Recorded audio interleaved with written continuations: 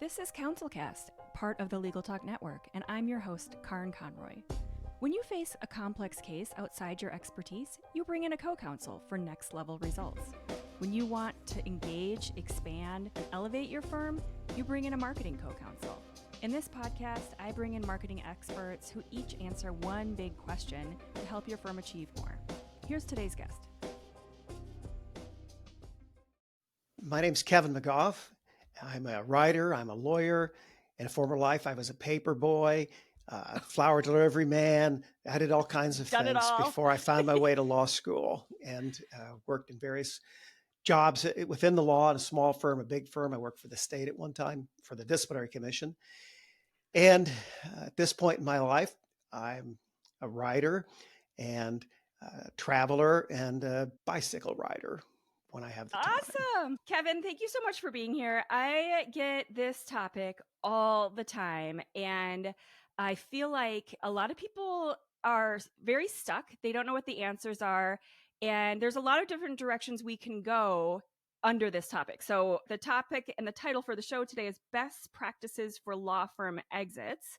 So we're going to talk about a lot of different angles that this could go. So a lot of times I think the first thing people think of is you're at a firm and you're thinking about leaving to continue being a lawyer and go down that road, probably under your own firm or with some friends and partners or whatever. Maybe not. Like maybe that means something entirely different. Maybe that means that you've decided the legal industry is not for you. We can talk a lot about how difficult that it can be. There's ridiculous levels of addiction and issues within the legal industry that are way higher than average. And so a lot of people come to that conclusion. Maybe that's the right answer for you. But one way or the other, it's a thought you're having in terms of leaving. This is either you're going in a different direction, you're rethinking your life in general, and it goes hand in hand with your book, which is Finding Your Landing Zone, which I think is a perfect topic for all of this. So where do you start when you're thinking in one way or another, this isn't the right place for me? Right. My idea, and I did a lot of this when I represented a lot of lawyers who came to this crossroad. And I would always start with, you need to do a lot of self-reflection. It's why do you feel that way? Is it your surroundings? Is it yourself? Is it your clients? Putting a finger on this is what's driving this uncertainty, I think is really important. And that, in my view, is step one. And sometimes that's not an easy thing. You have to talk to people too, which I think would be my number two piece of advice. I think lawyers, my experience is that they're a little reluctant to declare that there's uncertainty. They're not exactly in charge and maybe not in charge of their own destiny.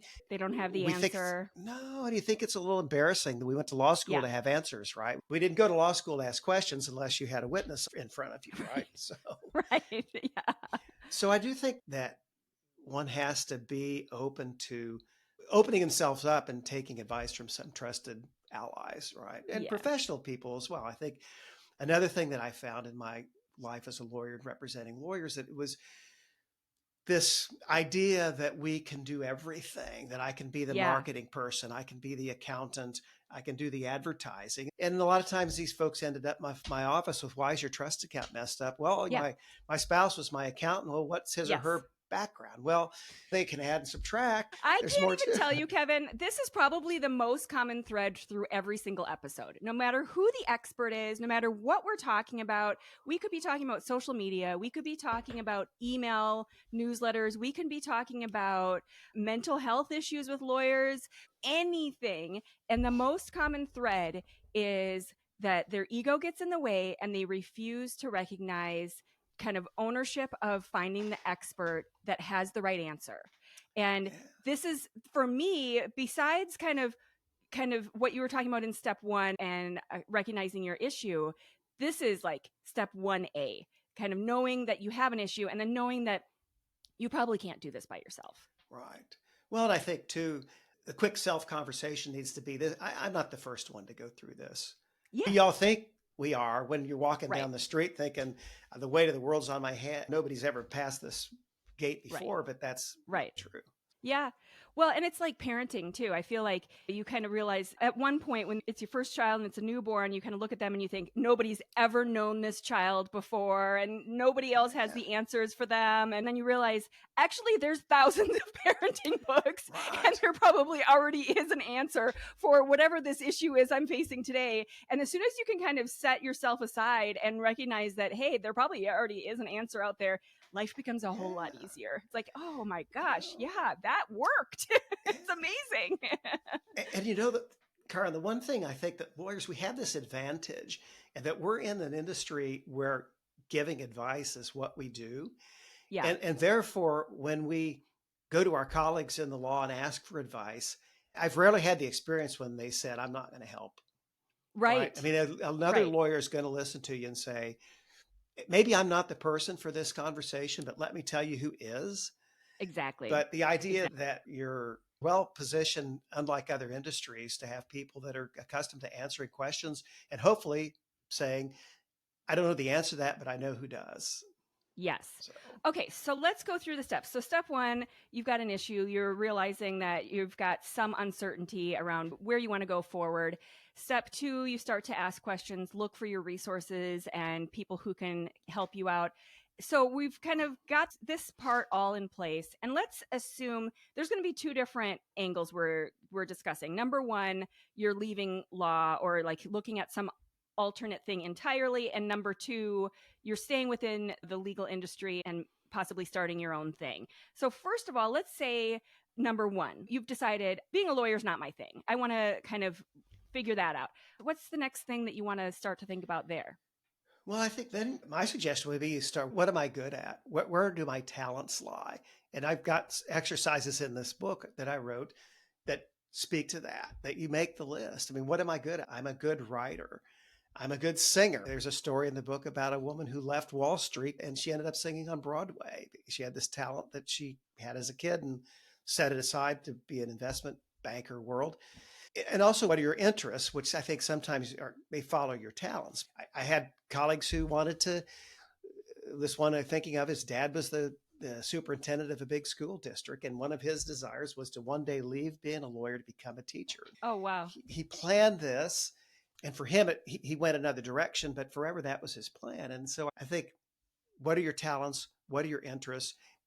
And I also think, where have you been? I mean, what in your background speaks to you that got you to where you are today? Who helped you?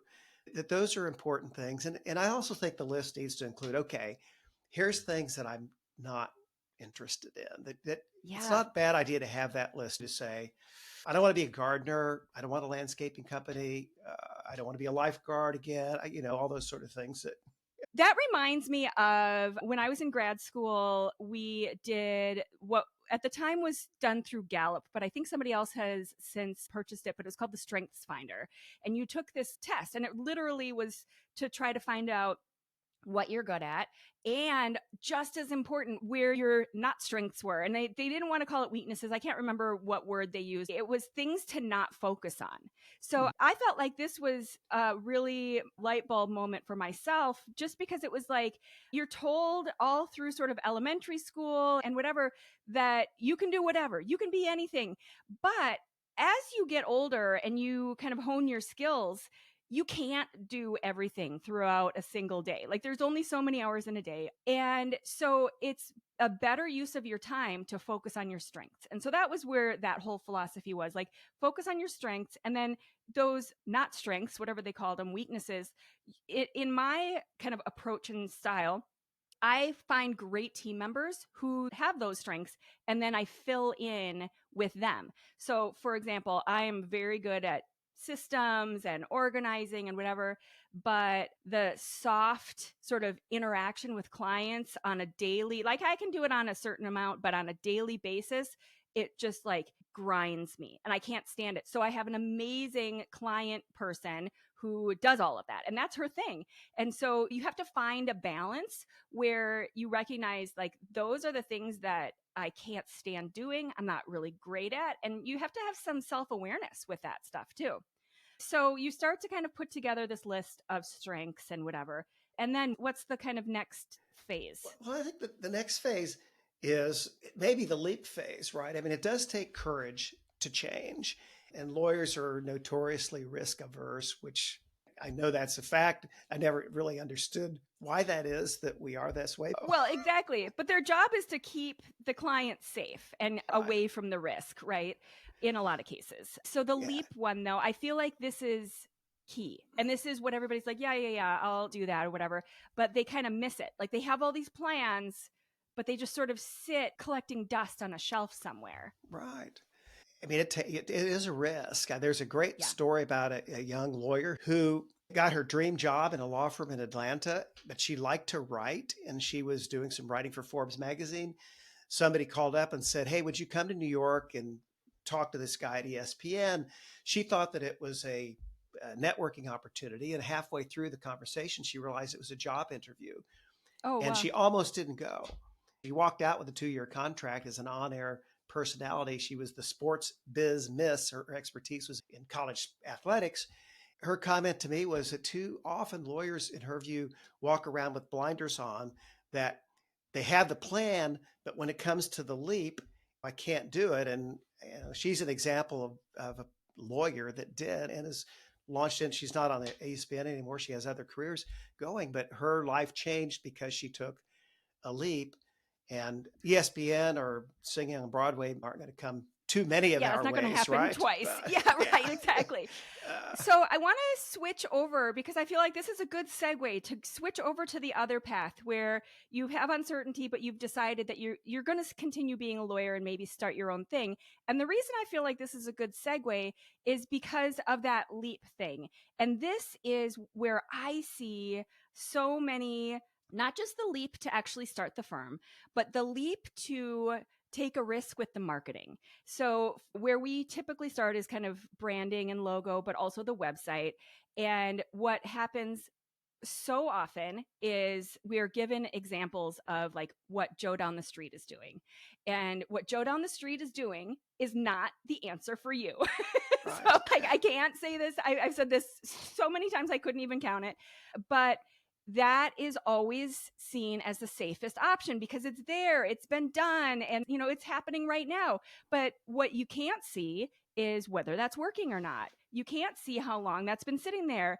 So the Right. idea that you're going to go with that safe option with your marketing, with your messaging, with any part of setting up your own firm is a recipe for disaster. So let's go down that road. What would the difference be if we're talking about exiting and taking a different kind of landing zone, but starting up a new firm? What's the first thing?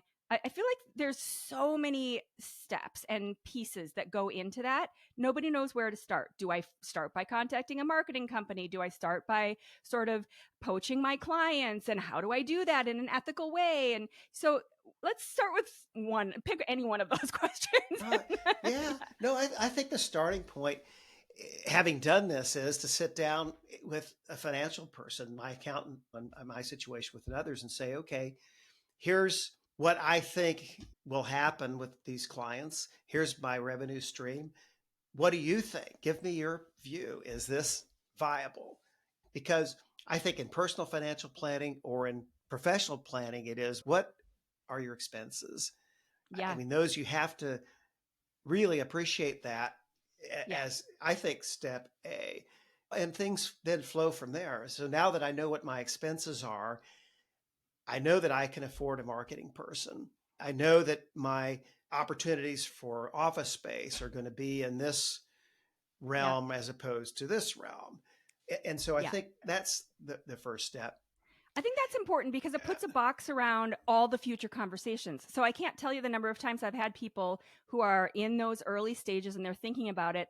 And the first part of the conversation starts with, well, it's sometime this year. And it's like March. And I'm like, well, okay, well, that's really broad. I need probably a more narrow time frame than that. And then they're like, the next question, of course, is how much is this going to cost? Which is also like asking, how much does a car cost? Like, what kind of car? And so it's like, first of all, you have to have some concept of where your budget is going to be. And if they don't have any concept coming in of what their expected revenue is and what percentage of that they're going to allocate towards marketing and what that number looks like, then basically I usually say, we got to take a step back. And until you have that number, we can't have a conversation. No, and it goes back to, we already talked about this, but I'd like to reinforce it, that I can sit down and do the back of the napkin thing, right? Right. But I was a history major. I Yeah. didn't get an MBA. I know there's a certain limitation there where my Right. expectations are such that, oh, yes, I forgot to plug in this expense. So yeah, I think you need to Yeah. get somebody to say, this is a business plan, like a real business Yes. plan, not something you sketched out while Yeah. you're watching a ball game, right? Yeah, right. Well, once again, I think this is the third time now we're coming back to this idea of hiring the expert. I don't do my own taxes for many reasons, but that's only one small piece of what you're talking about at the beginning of forming a business. So, like, you got to get this right. This is not something that you want to look back 18 Yeah. months later and say, "Oh, shoot, I really messed that part up." That's just the road to disasters. Start with your numbers, get your budgeting in place, and Right. have some sense of, like, obviously it's going to be a range because you're making estimates. Yes. Depending on where you are in your career when one decides to take this path, my view is you figure out your expenses first, and then let's talk about the revenue. Can I generate the revenue to meet those anticipated expenses? I think sometimes my experience is lawyers overestimate a little bit the loyalty of the client that was supposed to come with them and then decided otherwise.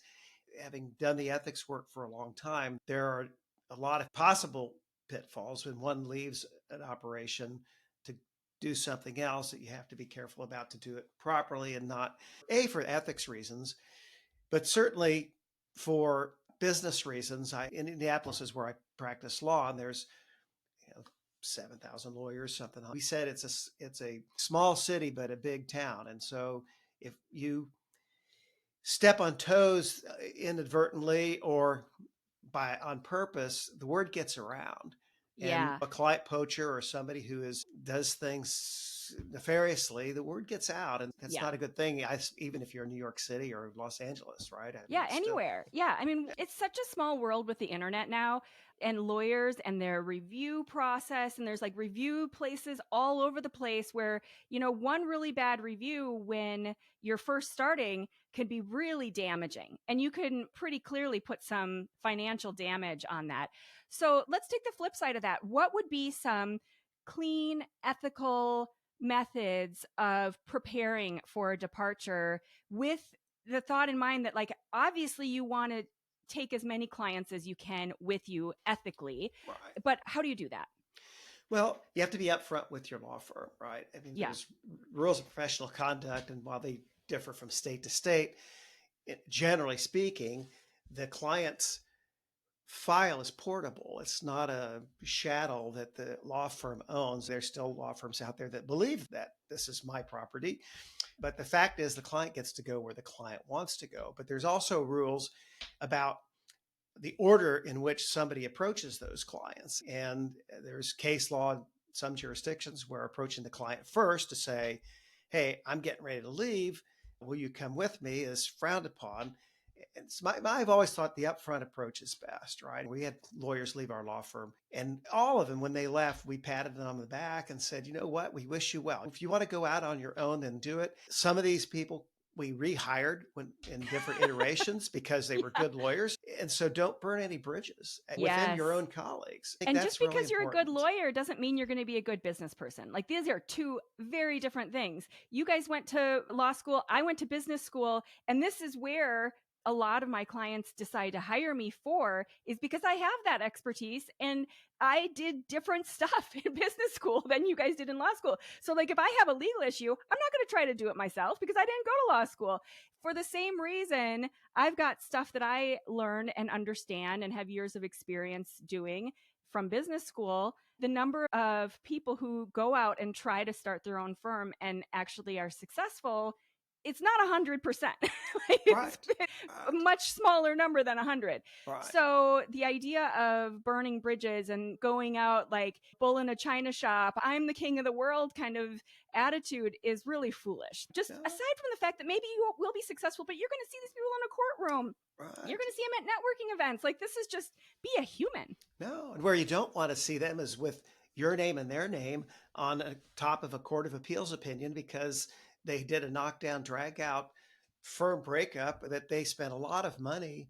And in the end, everybody was upset, but I'm not sure anybody was any better off when the day was over 2 years later. When I've been involved in these things, it's very acrimonious and taxing. There's an easier way to go about setting up Well, the and law firm. it kind of brings me to another question is oftentimes you're thinking about leaving because you're not happy. There may be some acrimony there. You may be really upset with someone. You may have been passed over, or you just don't get along with people. We've all had jobs like this. You still need to be professional. You still need to not burn that bridge, even though it feels like they're burning the bridge with you. And so how do you do it in a way that I just keep coming back to the ethics question? How can you take a client with in the cleanest way possible where they're not going to have a problem with that? Yeah, no, what I always counsel people was you talk to the firm, I'm leaving, here's my date. And then you have a joint letter that both the law firm and me who's leaving signed to say, Kevin's going to down the street. You'll see him on Saturday morning with his desk on his back, and he'll be at such and such a location. And if you choose to go, then you choose to go. Yeah. And sometimes that's hard to get the managing partner of the bigger operation to say, that's the right way to do it. Yeah. Because in the end, it is the client's say. And once you Yeah. sort of clear that hurdle in your mind, then it all settles as it happens. If the client that goes with is unhappy, they'll come back. Not if you make it difficult for them to get their file out the door. They won't. They'll go somewhere else.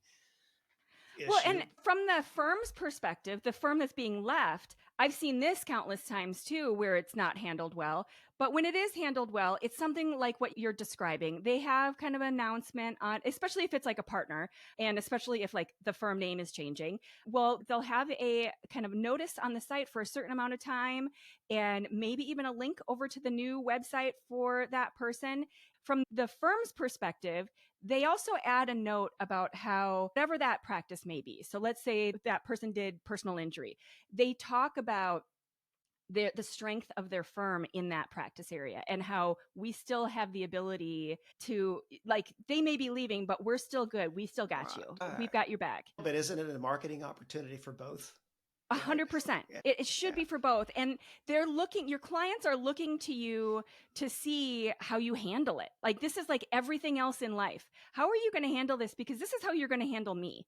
And so if you're going to be nasty about this, I don't want to work with that. That's unpleasant. So if you're going to be professional, say the right things. I don't want to know the drama that's happening. I don't care to know all of that. I'm going to assume that you guys are professionals, and then I want to see it handled in a professional way. Okay, so let's talk more about how to get it all set up. Like, we're doing the version 2 where you're setting up a firm and you've decided to go, you're leaving. So what are some of your first pieces of advice in terms of getting that new firm going and thinking kind of long terms about how to make that a satisfying experience for you? Right. Well, presumably that there's a business plan going in, right? So that day one isn't, wow, we moved the files over. I have a secretary or a legal assistant, and I have clients, and let's just go. That if there's a business plan, that factor's in place already. And, it's going to change, obviously, as years go on. But I think also it's a function of doing good work right out of the box and being able to overcome the disruption of a move. We moved across the hall in an office building one time. It was every bit as disruptive as when we moved from the suburbs to downtown. It didn't matter. Sure. The distance didn't matter. It was disruptive. A move is a move. You got to get over that quickly so that your focus gets back to the work. And I think, again, I would, as a side note, delegate. You really need to hang the pictures on the wall. I mean, somebody else could help you with that. And maybe you won't have a meeting for the first couple of weeks. So, like, you can skip that part if nobody's coming in. Yeah. I mean, use your time wisely. And then just, you need to get out there and be seen in person, not just on the internet or on the side of a bus or however one markets, that you're active in the bar or your country club or church or whatever it is that you want to do. But that's part of it too. So I wanted to step back because the one thing that you said that sparked a little light bulb for me, and I feel like we talked about this earlier before we started recording, is doing good work. So let's step back and figure out and talk about like, what does that mean? And how do you figure that out with your own definition? Because that's going to mean something different to every single person on the planet, not just lawyers. But first of all, how do you figure that out? And then how do you translate that into your business plan? Right. Well, I think doing good work, first of all, you have to have a certain level of competence, right? So the person that Sure. leaves a law firm has probably been brought along to some degree to be able to say, Yeah. okay, I can handle this. But then if I started out doing criminal defense and family law and some personal injury, it won't be very long, in my view, in a career these days to say, I need to shed some things. And I think that's an opportunity for growth as a lawyer is in the subtraction of saying, if I get rid of, in my own experience, criminal defense law after about 30 years to say, I'm going to concentrate more on the family law and ethics work. And that I thought made me more proficient at doing what I was doing. Now, certainly, there's economic reasons, and that's another one of those leaps of saying, I'm going to cut off an income stream. But if you're set up your new firm properly, you've got somebody in there that's doing the criminal defense work so that when those clients come, you say, Karen's going to take this case, Right. I'll Yeah. supervise and all Maybe you that. just pull Yeah. someone in. What I was talking about earlier with Yeah. my client manager, where this is my weakness. And so I pull someone in who has that strength. But I'm wondering when you decided you took a look at like the areas you were covering and you decided, I'm done with criminal defense. Was there also a mental health kind of issue there too? Like the reason I'm asking is I've seen this over and over. A lot of criminal defense attorneys we work with burn out. They get to a point where they're like, okay, this was great for a while and now I need something else? Or am I just kind of making assumptions? No, no, not at all. And I think, burnout's a whole separate issue. And there's some Yeah. lawyers that I know that are really invested in that. And there is a notion that the idea of burnout is it's less about you just working all the time. And it's more about you have reached a point in your career, in your life, perhaps age related, not necessarily so, where your mind and body doesn't want to do this anymore. And accepting that is difficult. I think recognizing it is, first of all, difficult. And then once it's recognized, again, going back to the sort of the macho lawyer image, it's an admission that this is a part of my life that I need to get rid of because of what you think is a deficiency, but it's No, not necessarily a deficiency. We think it no, is like, oh, okay, I'm too old to do criminal defense work. That means I'm old. Well, no. that's not true. No, and even for from my own experience, it's not even necessarily a certain type of work. For me, it was recognizing red and green flags for the right kind of client. So I would regularly get clients who felt like they were hiring just sort of a admin and they were going to micromanage. Not a good fit for me. Or whatever. I have a list of things and I just also know inherently in my gut when I'm talking to someone is if this is going to be a good fit. If they're saying the right kind of things, and whether it's talking to a client or doing a certain kind of work. There was one person who was doing some coaching at one point and talked about like just if you kind of tune in to the way things feel in your body. Like when I'm doing something I don't enjoy, it just feels disgusting. Like I don't feel good, it impacts my whole day and it spirals in my brain. Whatever your processing methods of processing are, it's there. And you already know this. And all of a sudden, when you start thinking about it and recognizing it, you'll see the patterns. This thing, and I'm feeling the same way again about this thing, whether it's a certain kind of client, certain kind of work that you're doing, maybe it's walking into your office building, whatever it is, it's when you have that feeling that is not aligned with this path that you want to go forward with, you need to pay attention to that. And that's the piece where you're like, okay, this is not going to be sustainable for my entire career. Once I figured that out and started eliminating that, it wasn't a reduction. I made way more money. I had way better clients. Things went like through the roof in all positive directions. So this isn't like we're going to pull back and you're going to be eating ramen noodles for lunch for the next 3 years. For me, it was a positive in every direction. So just because you're cutting out a practice area feels like maybe it will be a financial blow, but maybe not. Maybe you're going to be really specialized in another area and that will more than make up for that. Yeah. No, I've seen that happen. It happened to me. It's exactly the same. I totally agree with that. Yeah. The other thing observation I would make along these lines is when you venture out that you make good hiring decisions. A- Oh my gosh, And yes. once you make those good hires, that you treat those folks well. Because for a small law firm, for a solo practitioner, one of my pitches is you have this opportunity that the big firm lawyers don't necessarily have in picking your successor and creating a plan for you. You don't have to leave, but you want to not work Fridays anymore. I mean, it's a lot easier to do when you hired the right person and treated them well and trust them and made the Yep, promise perhaps that the one day this will be yours thing, but you treat them as if that's going to be true. Nobody necessarily wants to think about that when they're 35 or 40, but when they're 60, they're going to, if they did it right, they're going to be really glad that they did, to say, I took care of Karin all these years and now it's my exactly. time to go off and travel and do what I want to Yeah. do. So When I was 35 or 40, I wanted to be like, okay, next year when I retire. exactly. Yeah. That didn't happen. That ain't right. Well, yeah. And if you don't have the dream and think about it and put the plan in place, it's definitely not going to happen.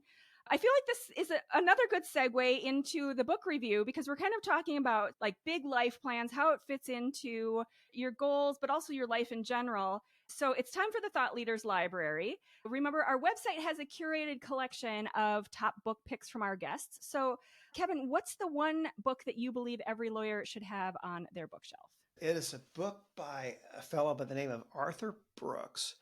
He's a sociologist. He teaches at Harvard, but he's a fairly prolific writer. He's on the, you'll find him on the internet with ease. And one of his books is called From Strength to Strength. And that is a 2022 publication that I recommend during every program that I present, because he's looked at the evolution of the career of a professional person. And he looks at it from the perspective of a fellow that he was a professional musician. He played the oboe. And he realized when he was in his late 20s that he could no longer play with the proficiency that he played 10 years earlier. And he's 28. It's like he's a young guy. And he realizes that fact.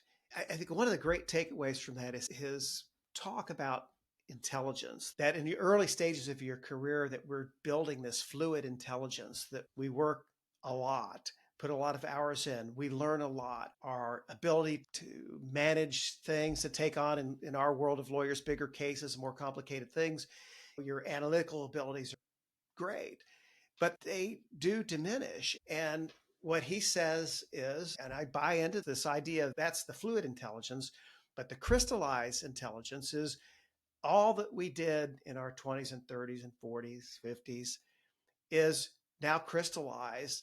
And you have this ability now to share that. And when he talks about, it's wisdom passing and knowledge passing, because you do get wiser as you get older. And I thought my father was full of it when he said that, but he's proved himself correct.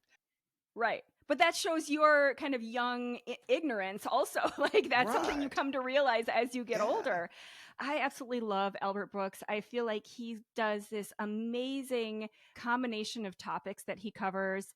And I feel like this goes hand in hand with the David Brooks book called Second Mountain, where he talks a lot about you go through life and you kind of hit your first mountain, the typical sort of career path or life path, whatever you're doing in life, and you kind of go through and you have a career, and then you hit a valley. Also kind of like the hero's journey. You hit this valley and you have some sort of dark event where you either just fall out of love with it or something happens. You just realize that it's not the right thing. And this is perfect for our topic also. But then you have the chance to create the second mountain. And the second mountain is where you really figure out like where your calling is. You figure out like the true meaning of your community, your life, your career. And they both have the last name Brooks. So like you could, be in the Yeah. same section of the library and find both books. And I think they go hand in hand.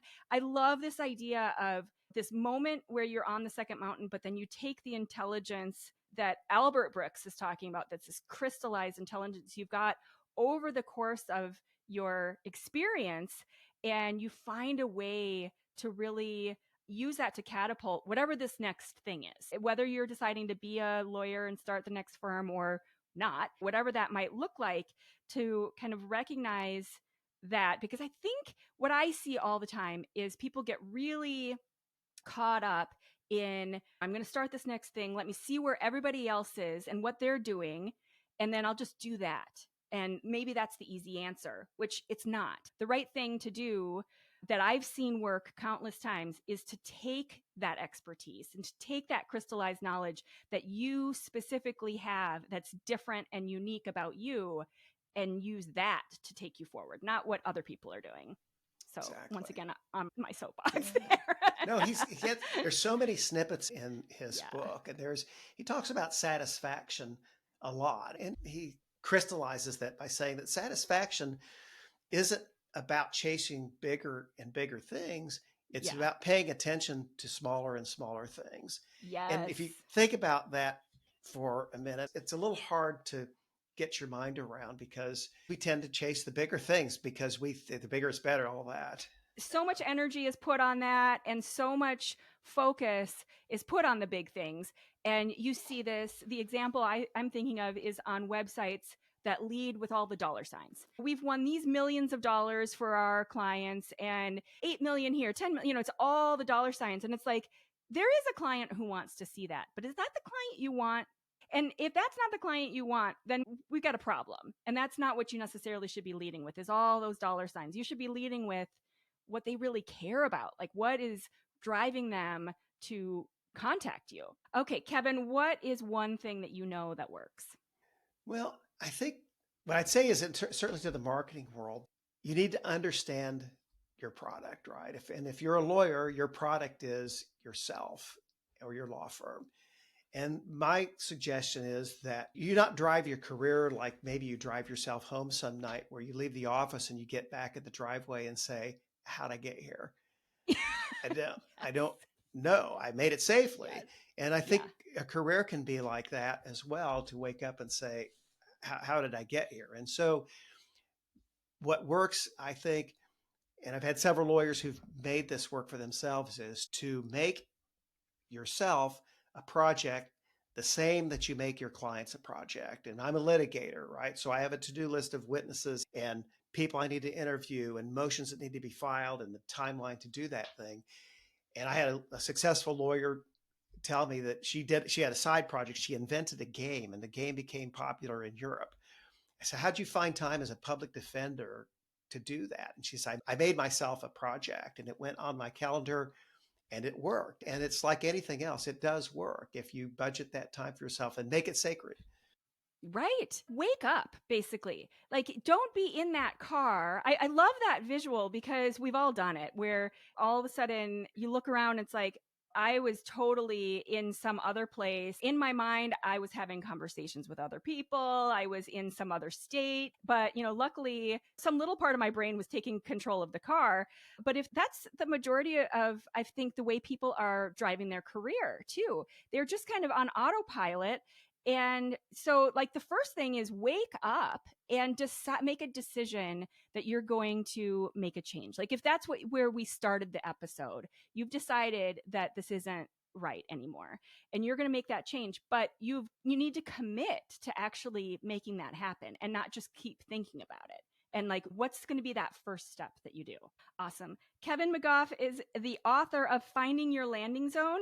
We also, on the show notes, we will have an ABA discount for the book if you want to check that out. But thank you so much. This was such an awesome conversation. I feel like we covered everything. Some practical stuff, some philosophical. We covered it all. It was a great way to spend part of the afternoon. Thanks for having me with you, Karen.